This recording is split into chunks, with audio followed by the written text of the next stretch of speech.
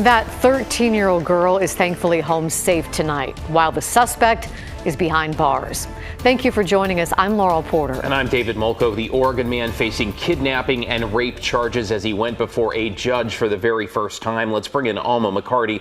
And Alma, tonight you have an understandably emotional message and a warning from that teen's father. Yeah, Laurel, David, we are not going to identify the victim in this case, nor her father.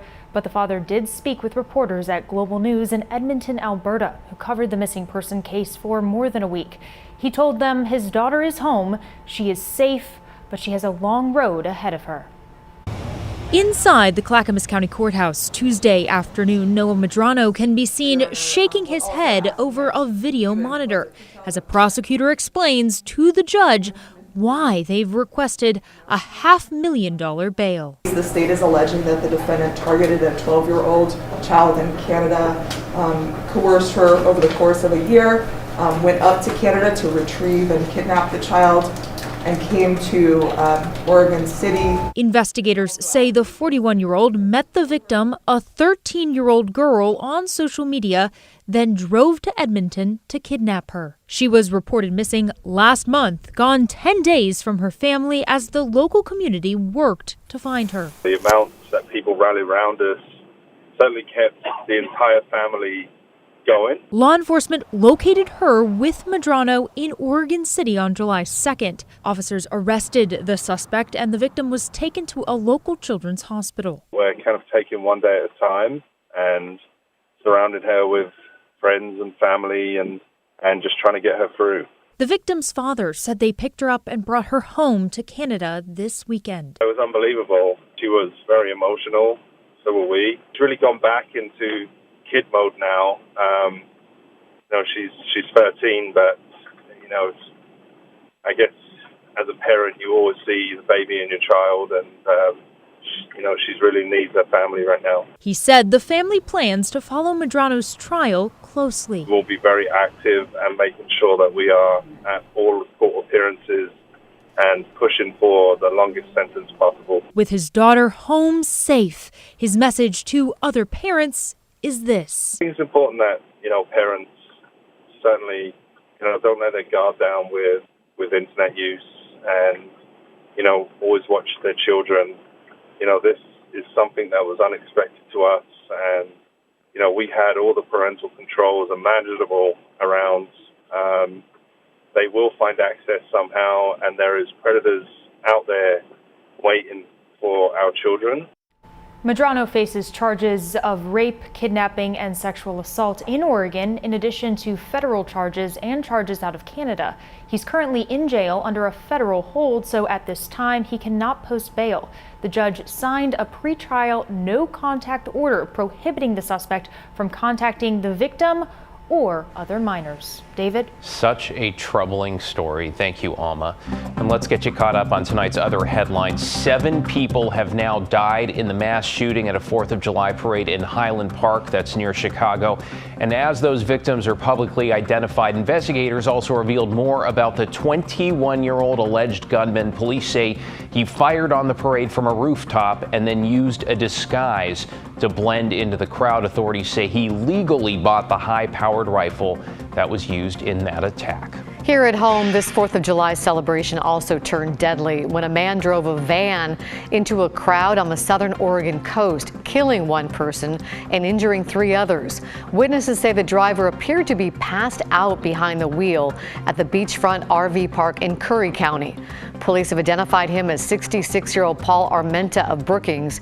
He was taken to the hospital. Police say they're still investigating the cause of the crash. And a close call at a 4th of July parade in Clackamas County today. 48-year-old Christopher Eby appeared in court. He is accused of driving the wrong way, headed right toward a group at the start of a parade in Molalla. Police say he did not listen to their commands to stop and kept driving until he was blocked in. Thank goodness for that. Eby was arrested and charged with reckless driving. That parade continued. No one was hurt. And the body of a missing swimmer has been found. Today, the Multnomah County Sheriff's Office recovered 35-year-old Kevin McDowell from the Columbia River. Last week, McDowell reportedly jumped from a boat near Lemon Island to help a struggling female swimmer. The woman he tried to save was able to get out safely, but McDowell disappeared in the water. Crews made several searches and determined he had drowned. Well, we've heard a lot about hate crimes against Asian Americans over the past few years, and sadly, the most recent incident happening on Portland's East Bank Esplanade over the weekend. Police arrested a man after they say he yelled racial slurs and then attacked a father and his 5-year-old daughter who were in town for the holiday and out riding their bikes. Our Kylie Boshi heard from the victim earlier today. The alleged attacker, Dylan Kesterson, appeared in court by phone, never showing his face. The 34-year-old is facing assault and bias crime charges. Police say Kesterson assaulted a 5-year-old girl and her father of Japanese descent after making comments about their race. In an email to KGW, the victim explained he, his wife, and 5-year-old daughter were visiting Portland over the 4th of July holiday weekend. We were riding on a rental 4-wheel bike together on Portland's East Bank Esplanade, explained the victim. A strange white man walked in front of us and yelled anti-Asian slurs before punching the man. He hit my head more than 50 times, explained the victim. His daughter was also punched in the head. She had a helmet on. His wife was not injured. In court Tuesday, the victim said he feared he'd be killed and urged the judge to put Kesterson behind bars. The suspect is currently free, released from jail shortly after his arrest. This is a very horrible experience for us, and if he is released, we believe a lot of Japanese or other Asians will be in danger. A detention hearing is scheduled for Wednesday. A recent report by the Oregon Criminal Justice Commission found anti-Asian incidents in the state increased by almost 200% last year. The victim said he and his family are okay. They returned to their home in California, adding, "Every one of my friends recommended me to visit Portland because it is a good city. But for us, it is hard to visit there anymore." The Multnomah County District Attorney's Office put out a statement late today suggesting that prosecutors will ask that Kesterson be returned to custody and be held without bail. A detention hearing is scheduled for Wednesday morning. Kyle Aboshi, KGW News. Tenants at a North Portland apartment building say people experiencing homelessness keep breaking into their building and making them feel unsafe. Blair Best talked to tenants who say they are living in dangerous conditions. They are shooting up in the commissary bathrooms. They're using the kitchens. They're sleeping on the stairs. They're bringing their animals in. Esperanza Borquez has lived in this apartment building on Kilpatrick Street for about 2 years. It's awful. She pays about $1,000 a month for a 1-bedroom with her 9-month-old daughter. Last week, her ceiling collapsed due to water damage. It makes me want to cry. I lost everything, and they're not doing. I had to sell my food stamps and get diapers. Very frustrating. Even before the flood happened, there was a lot of issues. Her partner Perry says they can't afford to move. It's almost a helpless feeling because your hands are tied. I just feel trapped. Roland Towerton lives upstairs. He calls the police when people off the streets break in. I don't feel at home here. And, there's a housing crisis in Portland. And it's hard to find a place. Capital Property Management, a locally owned company, has run the building since January 2021. Since then, they have records of 4 instances of unauthorized entry into the apartment building.